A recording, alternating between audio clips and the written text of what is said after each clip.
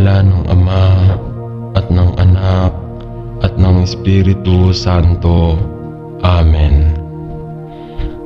Ama sa langit, inuyuko ko ang aking tuhod sa harap mo sa panalangin at papuri.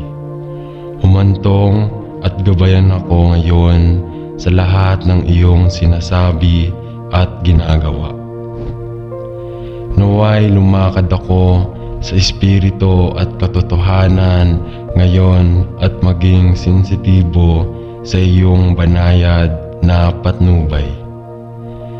Tulungan mo ako na manalangin ako upang ituon ang aking mga mata sa Panginoong Hesus, na nalalaman na kung wala siya ay mabilis akong maliligaw sa landas na pinakamainam para sa akin. Panginoon, naniniwala ako na ikaw ay naka-schedule araw-araw ng aking buhay at hindi ko nais na lumihis mula sa landas na nais mong gawin sa akin. Tulungan mo akong maging tapat sa iyo at handang pumunta sa landas na iyong pinili.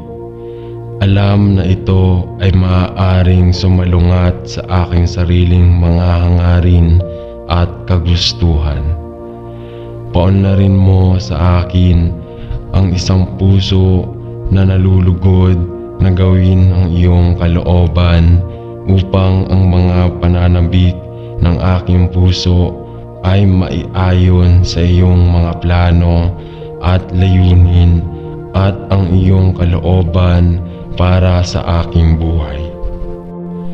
Hayaan ang aking mga mata na laging nakatingin sa iyo at pigilan ako sa pagtingin sa mga bagyo at kahirapan sa buhay. Alam mo na ikaw ay kasama ko upang humantong at gabayan at upang itaguyod ako sa iyong papuri at kaluwalhatian. Salamat sa iyo na si Jesus ay ang daan at ang katotohanan at ang buhay at nais kong gawin lamang ang nakalulugod sa iyong paningin. Sa kanyang pangalan ay nananalangin ako. Amen. Mahal na Panginoon, hinihiling ko sa iyo na gabayan ako at bigyan ako ng karunungan upang lumayo ako sa aking pamilya at sa aking sariling bansa upang magtrabaho sa ibang lugar. Hinihiling ko sa iyo na makasama ako sa lahat ng ginagawa ko habang kinakaharap ko ang hamon ng pag-aaral na mamuhay at magtrabaho sa ibang kultura na may iba't ibang pamantayan at paniniwala.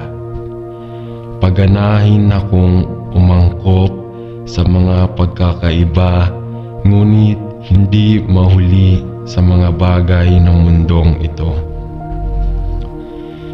Bigyan mo ako ng karunungan at pag-unawa habang nakikipagkita ako sa mga bagong tao. At tulungan mo akong maging maingat sa aking pakikitungo, pati na rin ang mabuti sa aking mga aksyon. Naway lumakad ako sa landas na tinawag mo sa akin upang pumunta at huwag lumihis sa iyong patnubay. Ipinagdarasal ko lahat ng aking mga pangangailangan at bigyan ako ng kalusugan at lakas habang kinakaharap ko ang mga hamon sa harap ko.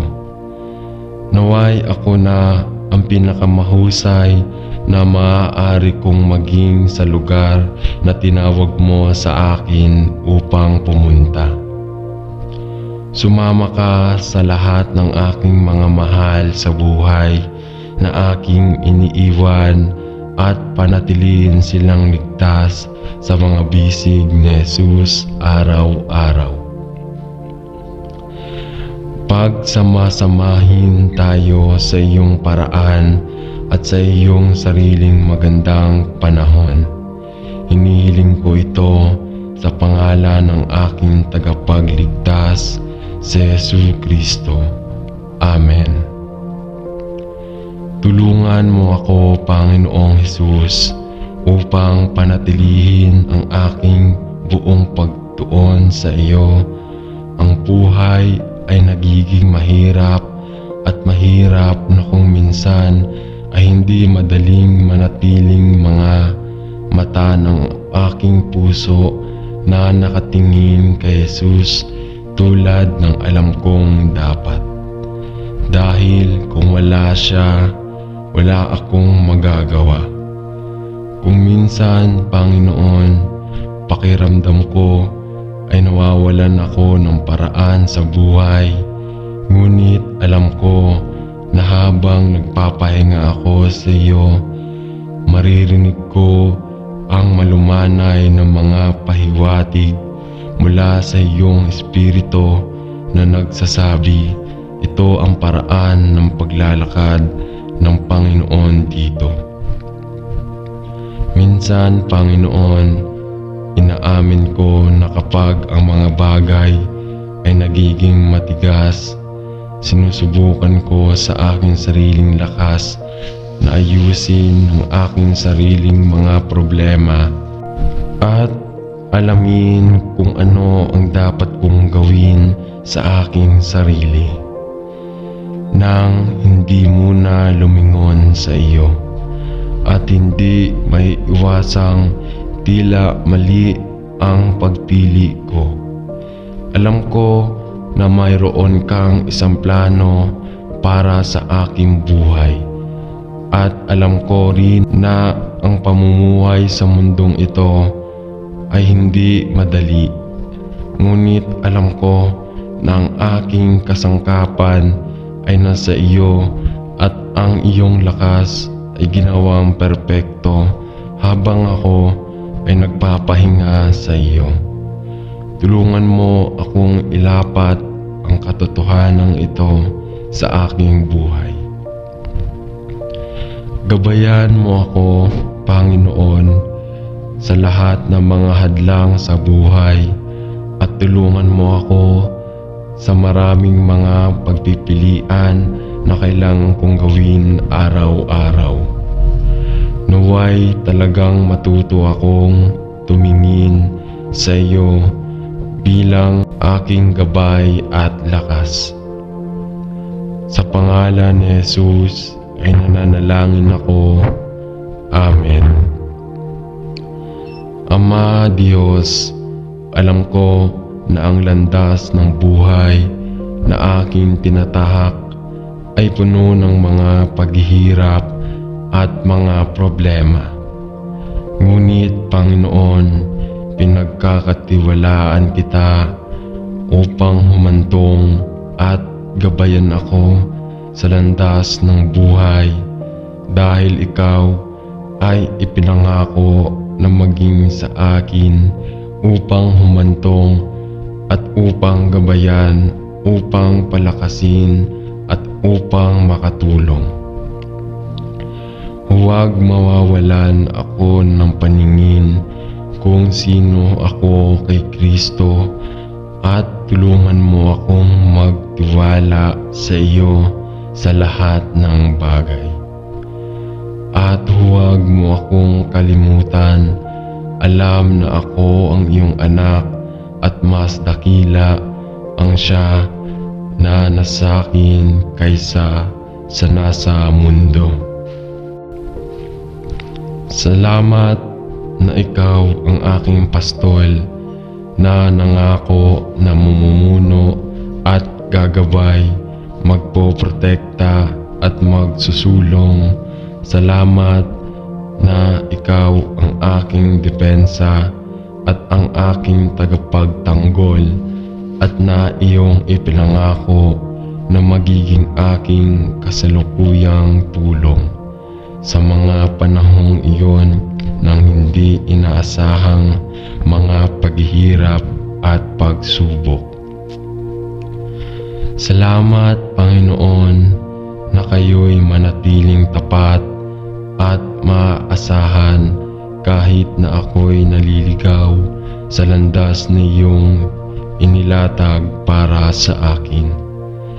Naway hindi ko makalimutan na ikaw ang aking matatag na angkor at ang matatag na bato na aking kinatatayuan. At na walang kahirapan sa buhay ang dakila na hindi mo madaig. Salamat sa pangalan ni Jesus. Amen. Paano ka mahal, Panginoong Jesus, at gusto ko lang itaas ang iyong pangalan sa pasasalamat para sa lahat ng iyong para sa akin at para sa iyong maraming mahalagang pangako na oo at amen kay Kristo Jesus na aking Panginoon. Malugod mong binabantayan ako araw-araw ng aking buhay at bawat sandali ng bawat araw. Mula sa araw na ako ay ipinaglihi, ang iyong kamay ng pagpapala ay nasa akin. Pinoprotektahan mo ako sa mga sinapupunan. Nandoon ka noong inihugot ang aking unang hininga at kasama mo ako sa bawat takbang ng daan. Nauna ka na sa akin pero andun ka sa likod ko. Ikaw ay nasa itaas ko at ikaw ay nasa ibaba ko rin, na nakahawak sa akin sa pamamagitan ng iyong matuwid na kanang kamay. Ikaw ay kasama ko at ikaw ay nagpatira pa sa akin at napapasalamat ako sa iyo na pinili mo ako bago ang pundasyon ng mundo upang maging iyong anak. Nang matakot ako, nandun ka para bigyan ako ng katiyakan, at nang mahulog ako ay binuhat mo ako at inilagay ang aking mga paa sa tamang landas. Nang madilim at madilim ang daan, sinindihan mo ang aking landas, at nang sumapit ang kalungkutan sa aking buhay, naroon ka upang aliwin at tulungan ako. O at Panginoon, ng mga araw na yaon, nang ako'y nagpatunay na walang pananampalataya, ikaw sa iyong biyaya ay nanatiling tapat at totoo. Sapagkat hindi mo maitatanggi ang iyong banal na pangalan. Mahal na Panginoon, sapagkat walang katulad sa iyo.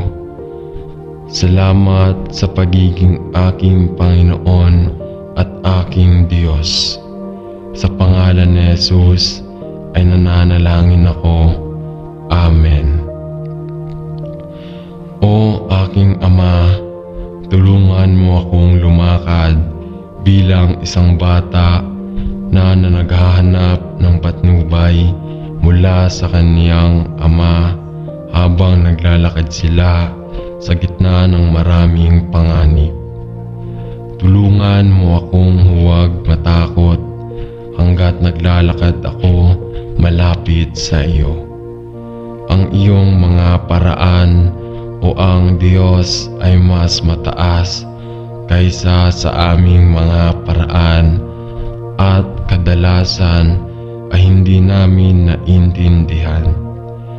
Turuan mo ako, O Diyos, na hindi ko kailangang maunawaan, kundi magtiwala at makikita mo ako sa bawat kahirapan sa buhay.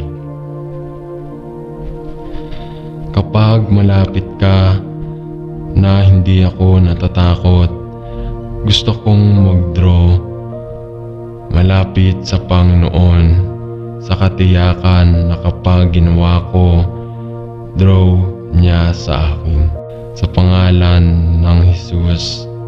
Amen. Sa ngalan ng Ama at ng Anak at ng Espiritu Santo. Amen. Salamat, Panginoon, na Ikaw ang aking kanlungan at ang aking lakas na mahihirap na panahon at isang laging katulong sa panahon ng kaguluhan. Tulungan mo akong lumapit at kumapit sa iyo at ang katotohanan ito mula sa Biblia na patuloy mong dinadala sa akin. Alam ko na ikaw lamang ang makapangyarihang Diyos at walang napakahirap sa buhay ko para harapin mo. Wala ring anumang balakid sa aking landas na hindi malulutas, na hindi ako makatawid. Alam na ikaw ay nasa aking tabi. Mangyaring ibigay sa akin ang iyong lakas upang harapin ang lahat at maligalig na mga panahon ngayon, na may kumpiyansa na malaman ng iyong lakas ay ginawang perpekto sa aking kahinaan. Salamat sa iyo na ang aking lakas ay nagmumula sa iyo at ang iyong biyaya ay sapat na para sa lahat ng mga gawain at tungkulin na tatawid sa aking pang-araw-araw na landas. Hindi lamang para sa ngayon, ngunit para sa natitirang bahagi ng aking paglalakbay sa buhay. Salamat, Ama, na ang iyong biyaya ay sapat na. Tulungan mo akong pagnilayan ang katotohanan ito araw-araw. Amen. Panginoon, naharap ako sa mga paghihirap na panahon, mga oras na naging mas mahirap sa bawat araw na lumipas. At kung minsan ay nababalisa ako at natatakot, nagtataka kung paano tayo mamamahala. Panginoon, alam ko na ikaw ay ipinangako upang pangalagaan ang lahat ng iyong mga anak. Ngunit may mga kaya maraming hindi ko maintindihan kung paano maaari mong pag-aalaga para sa aming lahat. Gayunpaman, nais kong magtiwala sa iyo na tuparin ang iyong salita dahil ikaw ay nangako at ikaw ay tapat na tuparin ang iyong mga pangako. Salamat, Panginoon, na ikaw ang aking liwanag at ang aking kaligtasan.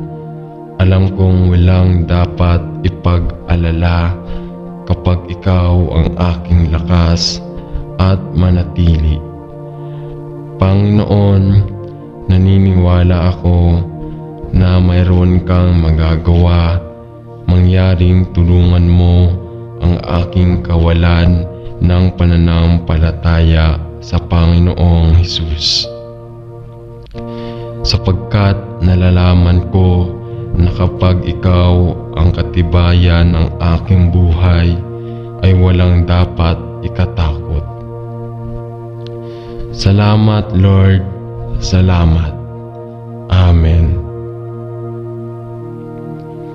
Panginoong Hesus, ako ay pumupunta sa iyo dahil kapag tinitingnan ko ang mga mahirap na oras na ating kinakaharap, ang aking puso ay tila nabigo dahil hindi ko alam kung aling paraan ang liliko maliban sa iyo. Salamat na ikaw ay palaging nariyan para sa akin.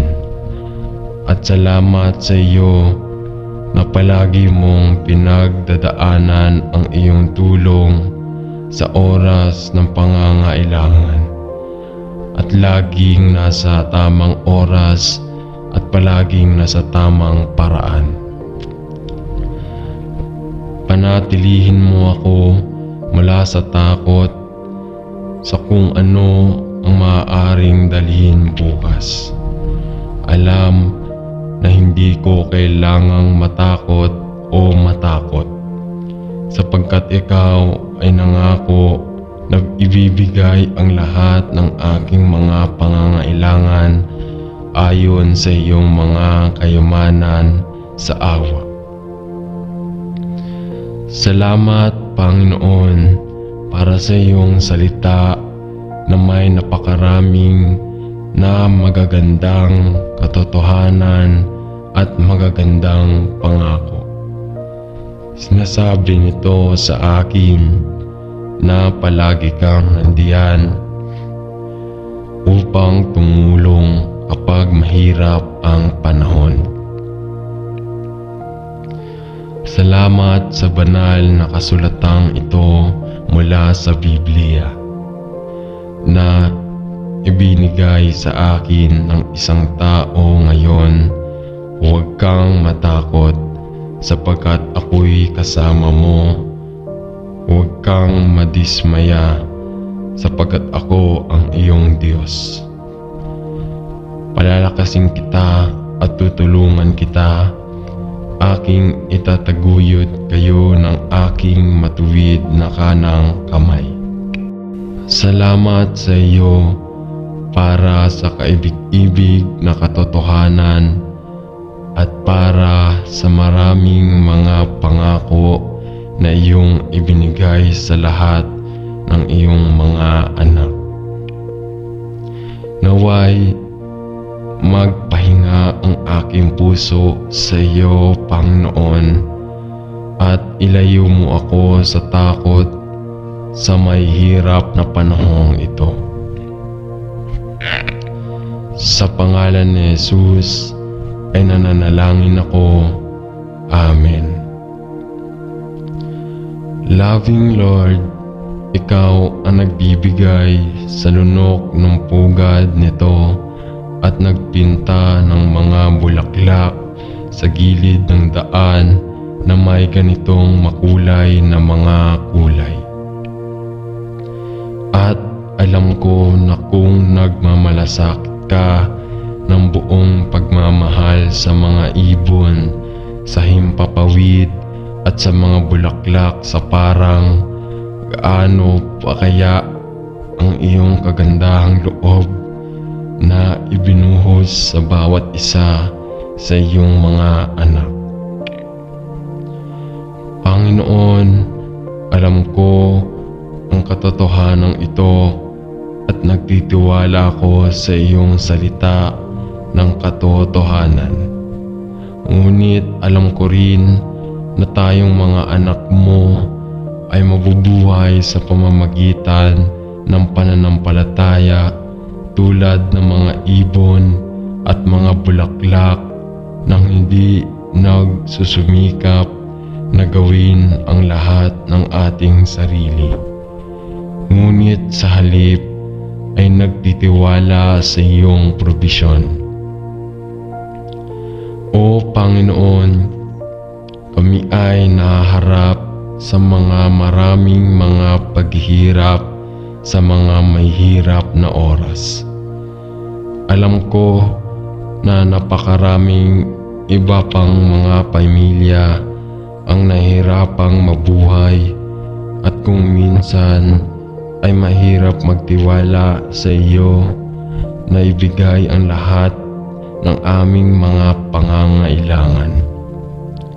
Ngunit Panginoon, mangyaring kalmado ang aking nag-aalalang mga saloobin at tulungan akong ipahinga ang lahat ng pangangailangan ng aking pamilya sa iyo. Salamat, Panginoon, sa daan na iyong ibinigay ang lahat ng aming mga pangangailangan sa nakaraan at bigyan mo ako ng biyaya na ilatag ang lahat ng aking mga pasanin sa iyong paanan. At bigyan mo ako ng biyaya, alam na kami ay higit na mahalaga sa iyo kaysa sa mga ibon sa himpapawid at sa mga bulaklak sa parang. Hayaan akong magtiwala sa iyo at huwag matakot sa may hirap na panahong ito. Sa pangalan ni Jesus ay nananalangin ako. Amen. Pagpalain nawa ng Panginoon at panatilihin ang lahat na masama ngayon. Naway hayaang sumikat ang kanyang mukha sa lahat ng nakikibaka sa masamang kalusugan at sakit ng katawan, isip o espiritu. At naway itaas ng Panginoon ang nagniningning na liwanag ng kanyang kaibig-ibig na mukha sa lahat ng nahihirapan ngayon na may iba't ibang sakit, karamdaman at problema sa kalusugan. Naway bumangon siya na may kagalingan sa kanyang mga pakpak at tumingin na may matinding habag, at naway sa lahat ng pangangailangan ng kanyang lakas ngayon, naway ibuhos niya sa lahat ng kanyang mga puso ang kapayapaan at pag-ibig na nagmumula lamang sa Ama sa pamamagitan ng katauhan ng Panginoong Hesukristo. Sa kaninong pangalan tayo nananalangin. Amen.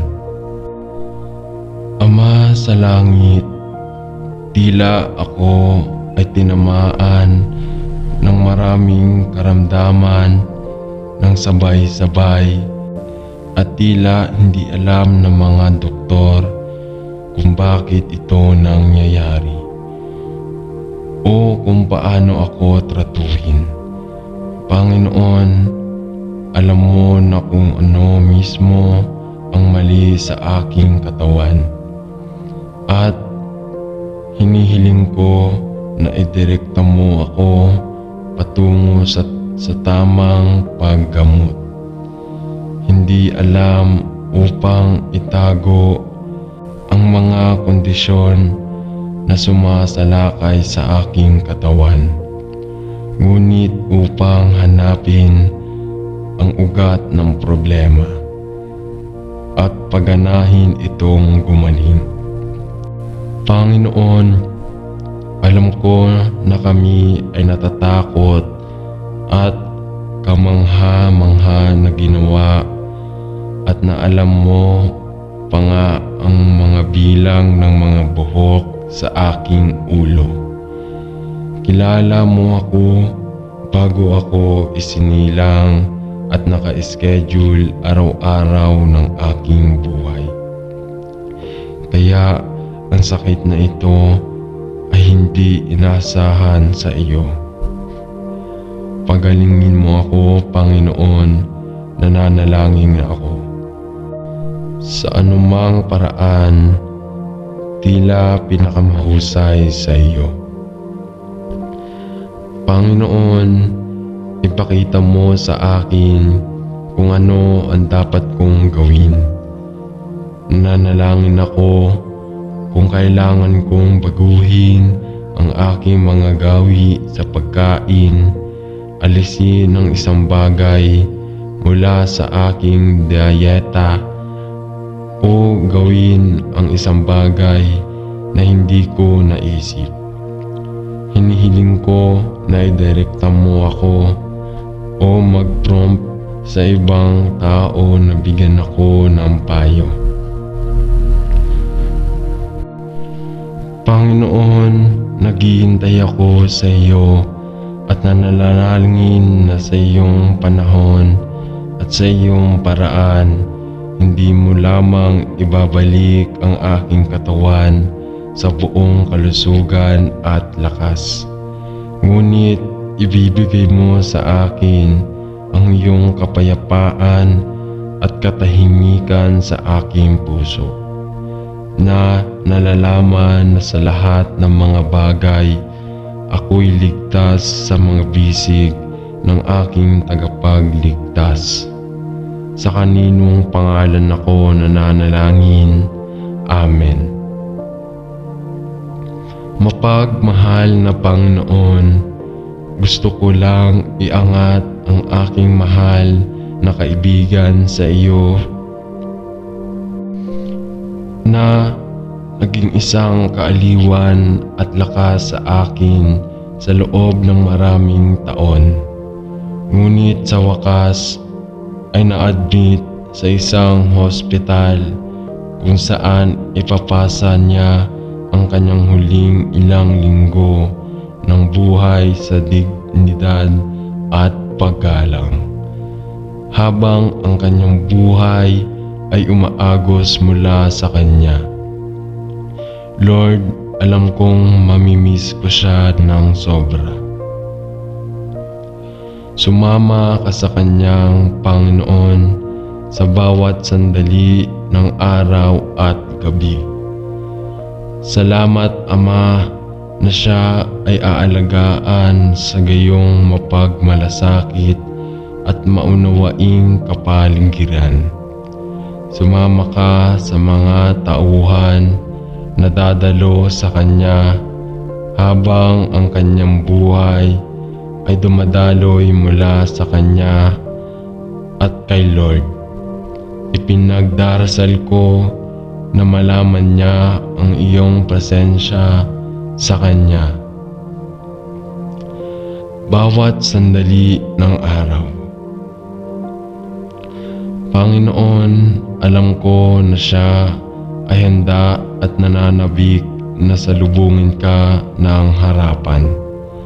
At inihiling ko na ilayo mo siya sa sakit at pagdurusa na kadalasang pumipigil sa pagsulong ng kamatayan. Ngunit purihin ang Diyos na ang libingan ay nawala, ang kakilakilabot na tibok at ang kamatayan ay nawala ang tagumpay nito. Sa pamamagitan ng kamatayan at muling pagkabuhay ng Panginoong Hesukristo, purihin ang iyong banal na pangalan. Panginoon, alam ko na mamimiss ko ang aking mahal na kaibigan, ngunit ang aking kalungkutan ay may napakagandang bahid ng pag-asa at kagalakan. Salamat sapagkat alam ko na sa lalong madaling panahon, lahat tayo ay magkakasama sa iyong kumpanya, kung saan tayo ay magiging malaya sa lahat ng sakit at kalungkutan, at iyong aalisin ang bawat luha sa ating mga mata. Salamat Panginoon, sa pangalan ni Jesus. Amen. O Panginoon, ako ay may sakit at nakakaramdam ng takot at nag-iisa dahil wala akong mag-aalaga sa akin. Wala akong sinuman na talagang interesado sa akin. At pakiramdam ko ay nawawala ako at nag-iisa at napaka-vulnerable. At ngayon, Panginoong Jesus, ako ay bumaba sa sakit na ito at ako ay nakaramdam ng labis na karamdaman. Panginoon, hinihiling ko sa iyo, mangyaring gawing akong mabuti muli sa lalong madaling panahon. At itinaas ang aking lumulubog na espiritu, nananalangin ako. Kilala ko ang Panginoon sa aking puso na hindi ako nag-iisa, dahil ikaw ay kasama ko, na siyang tunay na dahilan kung bakit ako nananalangin sa iyo ngayon. Dahil nangako kang sasama sa akin at hindi ako iiwan o pababayaan. Kahit na ginawa ng iba, sumama ka sa akin. Ngayon ay nananalangin ako at abutin ng iyong kamay ng pagpapala, ng pagpapagaling, at hawakan mo ako, Panginoon. Mangyaring pagaanin mo ako, hindi lamang sa aking katawan, kundi pati na rin sa aking buhay. Nananalangin ako, salamat na maaari akong tumawag sa iyo sa mga oras na kaguluhan o karamdaman o kalungkutan, at malaman na ikaw ay laging nandyan upang marinig at sagutin, upang pagalingin at aliwin at tulungan. Panginoon, ipinagdarasal ko na tulungan mo ako na talagang ilapat ang katotohanan ito sa aking buhay. Hindi lamang kapag ako ay may sakit, kundi araw-araw. Amen. Mahal na Ama Diyos, salamat sa iyo para sa maraming mga pagpapala na natatanggap namin mula sa iyo araw-araw, at lalo na para sa kahangahangang regalo ng kaligtasan na tayong lahat ay ibinigay lamang sa pamamagitan ng pagtitiwala kay Jesus bilang tagapagligtas. Salamat na siya ay namatay upang tanggapin ang kaparusahan na nararapat sa akin para sa aking mga kasalanan, at na siya ay muling bumangon upang sirain ang kapangyarihan ng kasalanan at kamatayan sa aking buhay. Paano ko kayo pinupuri at sinasamba dahil sa lahat ng iyong maraming pagpapala. Panginoon, nagpapasalamat ako sa iyo sa aking buhay. Alam ko na tayo ay kamangha-manghang nilikha at ang bawat bahagi ng ating katawan ay isang himala. Ngunit pumupunta ako sa iyo ngayon dahil hindi ako maayos sa aking katawan at ang aking kalusugan ay tila nabigo. Ako ay palaging medyo malusog na Panginoon, kung saan pinupuri kita, ngunit bumaba ka makailan na may ilang mga hindi nauugnay na karamdaman at Panginoon, mahina ang pakiramdam ko at hinihiling ko ang iyong kagalingan sa aking buhay. Sumama ka sa akin, Panginoon, at sa lahat na naghaharap sa mga katulad na problema sa kanilang buhay.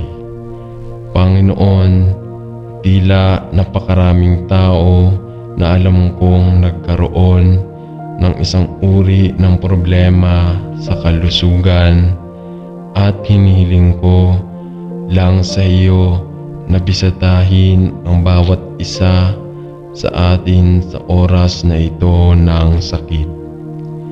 Iunat ang iyong kamay sa pagpapagaling sa bawat buhay at ibalik tayo sa mabuting kalusugan. Salamat na ikaw ay isang Diyos na nakikinig at sumasagot sa mga panalangin. Sa pangalan ni Jesus ay nananalangin ako. Amen. O Diyos, aming Ama, ikaw ang lahat na posibleng naisin ng kaluluwa, isip at espiritu ng tao. Ang problema natin ay hindi sa paniniwala sa iyo. Ang aming problema ay tila sa paniniwala na ikaw ay condescend upang marinig at tulungan kami. Ang aming problema ay hindi kami naniniwala na kami ay karapat-dapat na humingi ng banal na interbensyon sa aming mga problema sa buhay at pamumuhay. Tulungan kaming makita ka gaya ng makikita at pagdarasal ni Jesus habang tinuturuan niya kaming manalangin na nagsasabing, Ama namin, upang makita ka bilang our Father, puno ng pag-ibig at pakikisama, ay magiging sanhi ng ating pananampalataya na umakyat at ang ating pag-asa ay bumangon. Ama namin, sino sa langit, mahal ka namin. Amen. Panalangin namin ang lahat ng ito sa pangalan ni Jesus. Amen. Sa ngalan ng Ama at ng Anak at ng Espiritu Santo. Amen.